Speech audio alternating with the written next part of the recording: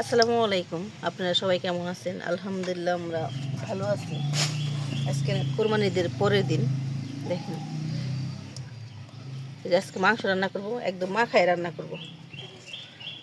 এখানে পরিমাণ জানি না কতটুকু, কিন্তু অনেকখানি মাংস দিয়ে দিয়েছি। আজকে যে পেঁয়াজ মরিচ দিয়ে দেবো উপরে, একদম মাখায় রান্না, কিন্তু মাংসটা মজা লাগে বেশি। পেঁয়াজ দিয়ে দিলাম, আর দিয়ে দেবে যে এলাচ দারচিনি দিয়ে দিচ্ছি, আর দিয়ে দেবে যে শুকনো মরিচের গুঁড়া। যে যেরকম ঝাল খান সেরকম দিবেন। হলুদের গুঁড়াও দিয়ে দিছি,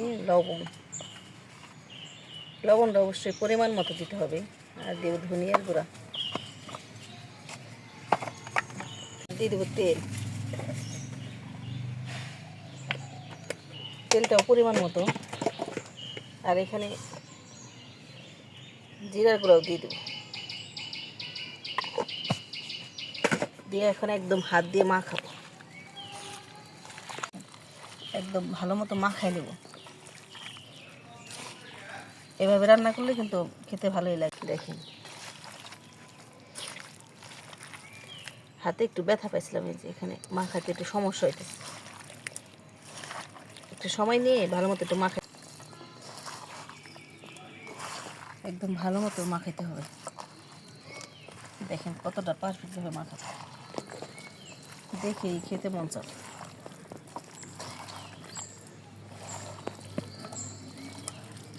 একদম টাটকা টাটকা মাংস তো খেতে ভালোই লাগে।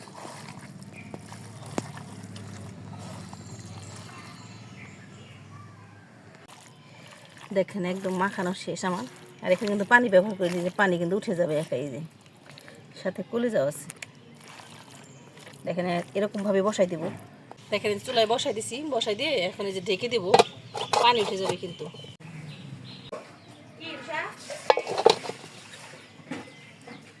দেখেন এই যে মাংসতে কিন্তু পানি উঠে যাবে, এই যে উঠে যাবে। ঢেকে দিচ্ছি, একদম মাংস থেকে পানি ছেড়ে দেবে। আর এখানে কিন্তু পানি ব্যবহার করবো না, এই পানিতেই কিন্তু মাংসটা হয়ে যাবে। আর এই দেখেন এটা বাঁশের নাকর বলি আমরা। দেখেন পানি অলরেডি উঠে গেছে প্রায়। এখানে একটু পানি ব্যবহার করবো না। দেখেন এই মাংসটা পারফেক্টভাবে একবারে বলক চলে আসছে। আর দেখেন পানি উঠে গেছে কতটা, দেখছে? এই পানিতেই কিন্তু সিদ্ধ হয়ে যাবে। দেখেন এই যে পানি উঠে গেছে, এই পানিতেই সিদ্ধ হয়ে যাবে। আর টাটকা মাংস তো এটা কিন্তু হতে সময় লাগে। দেখেন এই যে একদম টাটকা মাংস তো সিদ্ধ হতে সময় লাগে না, আর পারফেক্টভাবে হয়। আর এখানে আমি আলু ব্যবহার করবো, কিন্তু এই যে আলুটা আমি এখনই দেবো না, পরে দেবো। দেখুন এখানে আদা রসুন পেস্টটাও দিয়ে দিতাম, আগে কিন্তু দিয়েছিলাম, কিন্তু মনে হয় একটু লাগবে সেজন্য দিয়ে দিলাম। ক্যামেরায় স্কিপ হয়ে গেছিলো, তার জন্যে এখন আবার দিয়ে দিলাম।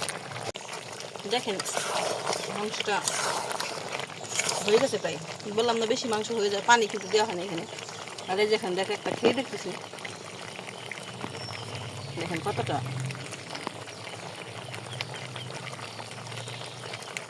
হয়ে গেছে। এই যে মাংসটা প্রায় হয়ে গেছে, এখন যে আলু দিয়ে দিই। আলু ছাড়া কি হয়? আলু হলো আমাদের পছন্দের খাবার। দেখেন মাংসের মধ্যে আলু না দিলে হবে? দেখেন এই যে মাংসটা কিন্তু হয়ে গেছে, আলু দিয়ে দিছি, আর সামান্য একটু পানি দিয়ে দিচ্ছি। এখানে কলিজা আছে, কলিজা খাবে রাইসের সাথে।